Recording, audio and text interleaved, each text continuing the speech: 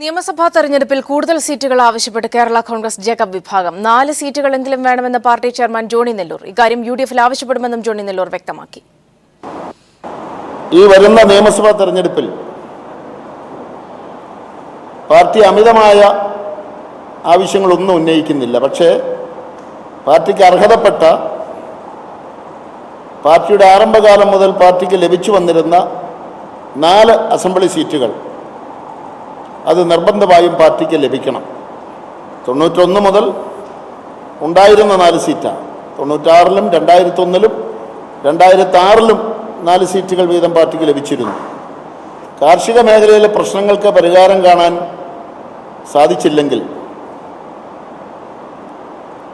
യുഡിഎഫിൻ്റെ തിരിച്ചുവരവ് അസാധ്യമാകും എന്നാണ് ഇന്ന് യോഗം വിലയിരുത്തിയത്.